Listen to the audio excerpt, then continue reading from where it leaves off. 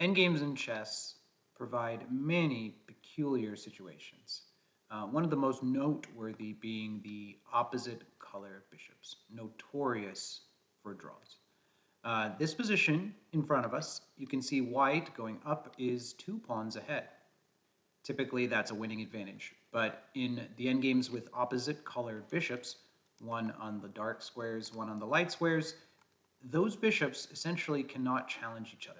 And black, in this case, is able to set up a blockade that is just impenetrable. Even if white were to get their king all the way around, let's say to d7, still there's just nothing that can be done. The only plan, the only way to ruin this for black, I should say, would be to leave the defense of this c7 square. So as long as black just moves the bishop up and down the diagonal here, keeping their eyes on c7, there's really no way to ever move the king. There's no way to challenge the dark squares, and the game is just a draw. Let's see a very similar one, like this. Like that, we started, and now like this. Notice here, all I did was move the pawn over to the h file, and as you may guess, all of a sudden this game is winning for white. Oftentimes, the difference between winning and losing is how far the pawns are separated. The further separated they are, the better it is for white in this case, or the team with the pawns. The harder for black to defend, essentially. And this process actually is quite easy to win now. First, let's guard this pawn. So bishop c6. And then black really has very few options. White just moves the king closer. And eventually, black is going to have to sacrifice the bishop for this last pawn. So what we can really determine here is if the pawns are far apart, it's often winning. Usually there'll be 4 or more files. Typically, away is a win, and the bishop, the defending side, cannot cover enough. So let's take a look at some real game examples, and we'll get more nuances here as we go. But keep these games in mind. The pawns close together, often drawn. The pawns separated far apart, often winning. So that's a good rule of thumb to take with you here. Opposite colored bishops notorious for draws. Let's take a look at a classic game, and we'll get some pretty good analysis from this one, and some even points from Capablanca himself. So that's really exciting. I do want to just start with mentioning here a little anecdote, and this is from the mouth of Capablanca himself. He wrote, "This ending is now won by force. Several months after this game was played, when Nimzowitsch had come to St. Petersburg to play in the All-Russian Masters tournament, he told me he had studied the game and thought that he had finally found a way to draw this ending. Although I had not seen the game since it was played, I offered to make him a small sporting bet, giving him odds of a draw in any position from now on. The offer was immediately accepted, and we sat down. In a few moves, he saw that his idea was wrong and gave up the game." So Capablanca, no stranger to endgames, and he understood actually that this game for black is really winning. And of course, his technique was excellent. So let's start. I'm going to rewind just a moment to right here, a5. That might be a move that stands out to you, as a5 puts our pawns on dark squares. We should try to avoid this in general, because the bishop on dark squares can just go chase them down, and we don't have a bishop to guard them. So why on earth did he put it on a dark square, and why does this get an exclamation point? Well, really you cannot threaten this pawn comfortably. And if you want to pause the video here and try to find the best move, this one I thought was pretty surprising and nice, although Capablanca, being the endgame genius that he was, put this right in his notes. b5. b5, a beautiful pawn sacrifice, surprising, but the point is that actually we're going to have a passed pawn here, really pretty much a winning endgame now because of that passed a pawn. If you were to capture the pawn a4 is a pass pawn anyway, and you might think, well, they have a pass pawn too, but we have a number of ways to defend that. And again, once it's secured, the light square is secured, we really are all set. Black is all set. We don't have to think much about it because they don't have any pieces except for the king miles away that could stop it. So black is winning again. b5, what a move. Perhaps setting a little trap, but Nimzowitsch did not fall for it. King e1, trying to get closer to this side of the board, as that's where these pawns are threatening. Kappa plays king d5, king d2. Bishop a4, a good move. Like I said, excuse me, bishop d7, threatening a4, a good move, because the pawn for black we put on the dark squares, but that also freezes the pawn on the light squares for us to target. Bishop c7, you take, I take. No, Kappa sets another little trap. What's the trap here? Can't you just take, and now I can't even take this? I got in my own way. b6. b6, and actually it is the bishop that is trapped. So the pawn is safe, and white has to retreat. b6 anyway, which secures these pawns, but as soon as we move our king out of the way, this pawn cannot really be guarded. Nimzowitsch plays c4. There we go, threatening the pawn, and there it goes. So we are now 2 pawns ahead. More importantly, we've created another pass pawn. This pawn, and over here, 2 versus 1. We haven't done any work on that side of the board, but we have the potential to create a pass pawn. So notice, let's just assume here we're going to create a pass pawn, and here we're going to create a pass pawn. They are about as far apart as possible, and Capablanca aiming for a position like this. So let's see how this goes. Moving back out of the way, and also targeting this c4 pawn becomes a nice idea. The pawn is, of course, stuck on a light square.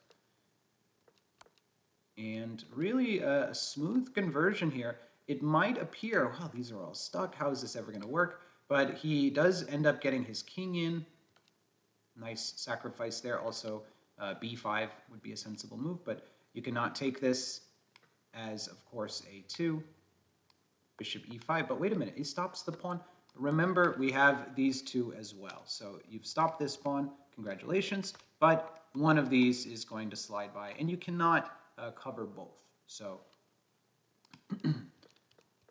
winning advantage for black. Of course, he would never sacrifice without seeing that. He played in the game king takes a3. Again, 2 versus 1. So that is how pass pawns begin. The seed of pass pawns are pawn majorities. Here we go. Of course, you don't want to push again. King d5 and king c4. Placing our king on a great square, forever threatening this pawn, and pass pawn achieved. Step 1. Okay, now he gets it about as far as possible. Notice the bishop guarding there. And then step 2. Let's go make another pass pawn. Oftentimes the endgame is a step-by-step process. So here, this pawn appears to be hanging, but of course if you take it here, and can't the king just come over? No, you cannot. The bishop, again, perfectly placed. Oftentimes in the endgame, you need to maximize the pieces you have, because you don't have many. So putting this bishop on a great square where it guards all these key squares along the way to promotion. Here's the game. King e3. The bishop guards this, and potentially the king will try to stop these ones. Here we go. g3. Another nice move when you capture h3. Classic pawn breakthrough, and really a brilliant plan by Capablanca. These pawns are about as far separated as can be, and as we know now, the white pieces, king and bishop, are going to have a horrible task ahead of them. Of course, you don't want to capture here. The game now immediately becomes a draw because we are losing this pawn, and then at any moment they can just sacrifice for our last pawn. So h3, really nice pawn breakthrough there. Remember, the goal is pass pawn. The goal isn't to collect all the points you can in chess. We're trying to checkmate them. Here, sacrificing the pawn, but again, it's no matter. That pawn was never getting by. White is just hoping for some sort of drawing mechanism here. Notice this bishop hanging, but then the pawn goes again. It's all about the pass pawns here. King to c2, that ensures the bishop will have to sacrifice. We're going to be up a bishop. And notice, of course not by accident, this is one of the greatest endgame players, that we have the bishop that can cover that queening square, a pretty advanced endgame concept, but if this had been the different color bishop on a rook pawn, that could potentially be a draw. Okay, king g3, b2, and white resigns, Nimzowitsch resigns. You have to sacrifice, and then we'll have to walk our king back to the other side, but eventually black will promote the pawn. So a really nice game, and I love the concept of the separated pawns there that Nimzowitsch just was not able to deal with. So let's see the next one here. Another one, I thought this was noteworthy because we are 3 pawns down, black 3 pawns down. However, 2 of them are doubled. The other ones are blockaded. And actually, black has a pretty solid setup here with a fortress. We're picking this game up on move 100. A long, long endgame. Now, what's the strategy for black? Okay, you need to keep your eyes on this square so the pawn can't advance, and you need to keep an eye on this square so the pawn can't advance. At the moment, the bishop is on the perfect square. Bishop f8. Again, keeping an eye on things. I think it's also noteworthy what I was just saying about the last one. Notice the queening square for some of these pawns is the different color of the bishop. I won't get into that whole lesson today, but just know that there is potential for draw with rook pawns. King f3. And finally, black has a little something to deal with. White makes the threat to push the pawn. So we do need to guard this square. Notice you cannot push again. We'll take, and then the bishop takes. So black is keeping an eye on g5. And black is happy to just wait and wait and wait. Here we are past move 115. Finally, really, white just breaks down and pushes the pawn. I think realizing the game is a draw, but trying to make something happen. Capture h6. Is this scary? No, we always have the queening square guarded. Even our king is in the square in this one. So even now we have picked up a few pawns. There's no danger. And here the game ends. A little humorous. At least funny, these guys 100 years ago had a sense of humor. h8 bishop. This is the real game. You get a choice of bishops to take. They wanted to keep it opposite color bishops. We could have turned into a same color bishop game. And then, of course, why not a d8 bishop? We have, again, a choice capture. And a ridiculous move here, bishop c7. And king f7. So I think the two players enjoying themselves a little too much here. Bishop takes, which is a draw. And I don't know if this is real or not, but the database that I found this in had one more move, king g4, before agreeing to a draw. So a little bit of comedy there by some old players, but still the point remains a very instructional endgame. Okay, I drew the arrows on this one just so we know which way everyone's going. Black is going up, white is going down. We have Botvinnik, the patriarch of the Soviet chess school, and one of my favorite players. Helped me to learn a lot about chess. Let's look at this one. Wow, g5. And not only is this move a shocker, but now, after many, many decades, this is still the engine's choice, g5. So the point is, same as the previous one or the Capablanca-Lasker one, white is not really threatening to queen. He captures this pawn, but are you ever going to get to the queening square with our bishop watching? You don't have the pieces to do it, so really no threat. And of course, if h takes, even better, we created a pass pawn. So f takes was the move in the game. You couldn't ignore that. But what did this do? It really helped clarify the situation. D4, I should say, guards this pawn, and even with 2 pawns sacrificed, really the bishop is in an ideal place to guard this pawn, guard this square so the pawn can't advance, and watch the queening square g8. So really the bishop on a great diagonal, and the king goes to round up these last pawns, which cannot be defended. Bishop a3, king takes h4, king takes g5, and black is now a pawn ahead. So how's this going to work? We have this one guarded. This is a rook pawn. The king is close enough by to stop it. How can we possibly? Well, again, a good lesson. Get your pieces on the best squares. bishop d5. The perfect square. Not only do we keep an eye on this, even though we don't have to, but we really, most importantly, are guarding the queening square. And notice that some of these squares are missing. You can't go here. You can't go here because the bishop. So as we close in around the king, we are also threatening to promote. King g4 was the last move in the game, and here white resigned. But let's just look a little further. We'll play some waiting type moves. Let's say king g1. We can go gather this pawn if we like. Perhaps king f3.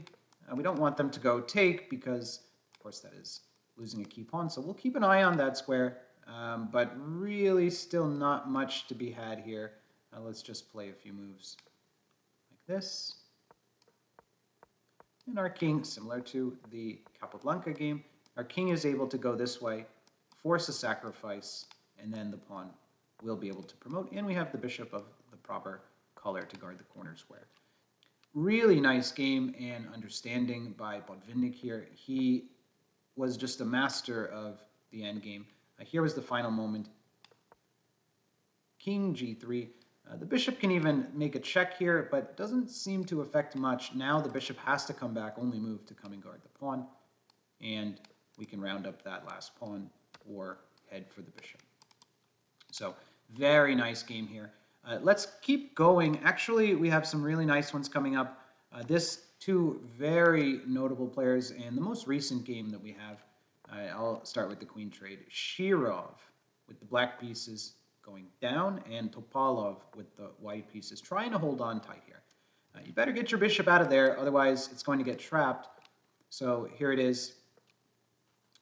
A4, bishop c3, king f7, h4, king e6, king g1, and now sensational move. And this one and the next one really I thought were just wonderful examples. Bishop h3. Don't try this at home. These are grandmasters, but a fantastic understanding. We're just going to go through the game, which was g takes h3. Our king for black was not able to get through and start working. We also aren't able to go around as we lose the f pawn. So bishop h3, wonderful. Let's see the game. Pawn takes, and now our king gets to enter. Remember, these pawns doubled are being held together by this one. So they're no danger, and you could almost think of it as 1, 2, 3 pawns versus just the bishop. King f2, king e4. The power of the king, we've seen this in many, many games, even giving another pawn, but really it's all about the passed pawns here. This pawn is doing a fantastic job just playing defense here, not letting anybody by. d4, actually that threatens this pawn to go as the bishop's vision is cut off. Bishop e7, which guards that square, and a nice touch here, the only winning move. Don't just start pushing because the king can get it in the way. Don't push the pawn, but king d3. A little counterintuitive to step in front of the pawn you're trying to promote, but we're out of the way one move later, and our king now is within reaching distance of either pawn and can help escort them along. Here we go. King b3, and here actually just resigning. For example, let's say king e2, the best move then king c2, creating that opposition and allowing the pawn to be guarded every step of the way. Notice check. Here, while we can't in good terms just push or they take, but this one also, distraction. They take, then this is check. And the next move a queen. So Shirov with some wonderful technique. I absolutely love the move bishop h3, and the computer approves. Really nice. Okay, let's move to the last one, and in my opinion, the most amazing opposite color bishop's endgame. This one really fantastic, and who better than the endgame virtuoso Anatoly Karpov. Just for those not so familiar with chess history, Karpov was world champion. In between Kasparov and Fischer, you might get a little lost in the shuffle, but of course Karpov absolutely dominated the world of chess. So go back and look at his games. Some people think they're a little dry, but you know, I like to win, so he did a whole lot of that. Let's see. We have our king well placed, threatening the pawn. This bishop has to guard it. These pawns are going up, 3 on 2. That's where our passed pawn will come from, 3 versus 2. Opposite color bishops, though, makes it hard. Luckily, we have the pawns on the light squares, so we don't have to worry about them too much. But how to make a breakthrough and win this one, Karpov comes up with a fantastic idea here. So this is the real game. And I think this move deserves the brilliancy b4. A beautiful breakthrough, and there's many interesting details here. Let's look at these quickly. If you capture, which did not happen in the game, c3. c3, a really nice move. If bishop captures that pawn, a3, and if you capture, you're losing the bishop. White losing the bishop, black still has enough material to win the game. That's a winning advantage. If you capture with the pawn, you might think, well, Chris, this is easy, just push, push, push, right? Actually, no. There's one detail, and this, again, that just brilliance of Karpov that he needed to see early. Bishop c4. That slams the door on stopping our promotion. There's no way. If you had pushed, well, c4, and we have that square guarded. So really nice move, bishop c4, and then make sure you don't lose this bishop. For example, king d4. We could even push here. Yeah, actually, that's the easiest way. So what's going on? b4, brilliant move. In the game, white plays king d4. So does this all work now? If they don't take c3. Again, fantastic understanding. Capture captures the other way. And with the king and pawn in the way, still the bishop is going to be able to make a sacrifice here, but everything just works out. And you've got to believe that Karpov saw every variation to the end when playing b4. This is really fantastic. Works out just by one tempo. Here, promote, bishop takes, c4. It's not over, still a race. King b2, c6. King b2 is important as now we can push safely. c7, but bishop e6. Now you can see the pawn will promote in just 2 moves. We have this guarded, and the game just ends pretty uneventful. Bishop c8 resigns. So, wow, that one I really like, this breakthrough b4. Our king and bishop really helping out. All the details work in black's favor. You've got to be pushing to win these games. Notice in the games a lot of sacrificing, right? We saw Botvinnik giving pawns, this one giving away pawns in order to achieve those positions that you can actually win or promote the pawns. So hopefully this was some valuable knowledge for you all. If you've heard of those opposite color bishops and you weren't sure why it's always a draw or why you always hear, oh, that's a draw, oh, opposite color bishop, that's a draw. Well, it really is like this. Imagine 2 boxers, maybe that they get in the ring, they're ready, and the referee says one last thing, you're not allowed to punch each other. The 2 bishops are like this. They cannot strike each other. They can't challenge each other. And so it's a lot of maneuvering. How can the pawns get by?